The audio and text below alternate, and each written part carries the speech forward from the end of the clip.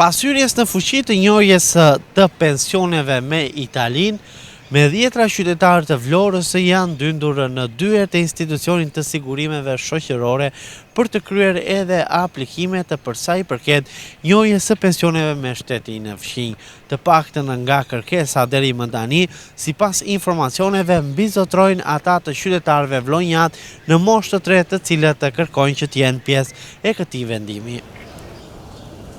Vendimi u miratua disa muaj më parë, por si afat fillestar kur ai do të vendosej në fuqi u përcaktua data 1 qershor, pra vetëm 4 ditë duke filluar nga 1 qershori, sipas informacioneve, numri pensionistëve të cilët kërkojnë të aplikojnë për të bërë pjesë e kësaj nisme ka qenë vërtet i lartë. Krahas punëve të tjera, ditore të institucionit, punonësit e Institutit të Sigurimeve Shoqërore, po merren edhe me aplikimet e pensionistëve për të njohur vitet e punës së tyre që kanë në Itali apo në të dyja vendet. Jo vetëm me aplikimet, por edhe këshillime se si duhet të aplikojnë, mënyrën ligjore që duhet të ndjekin, apo edhe dokumentacionet që duhet të paraqesin tek Instituti i Sigurimeve Shoqërore për të përfituar pensionin.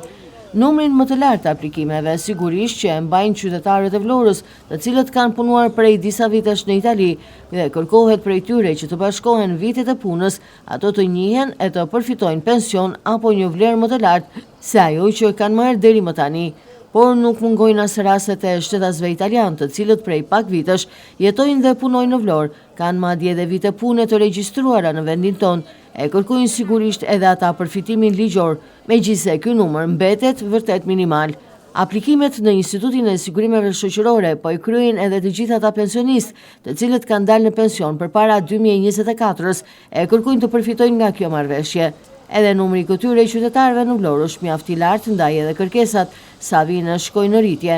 Nuk mungojnë po ashtu as aplikimet nga emigrantë të rikthyer vitet e të fundit në Shqipëri, të cilët mund të kenë përpara emigrimit të tyre në Itali vite pune në vendin tonë e aplikojnë për të përfituar nga marrëveshja e pensioneve me Italinë. Ndërsa shtetasit shqiptar të cilët prej vitesh jetojnë dhe punojnë në Itali e janë ende aty, por kanë vite të mëparshme pune në Shqipëri, duhet të aplikojnë në IMS në Itali që të përfitojnë nga kjo marrëveshje, duke mos që nevoja të vinë në vendin tonë e të kryejnë këtë aplikim.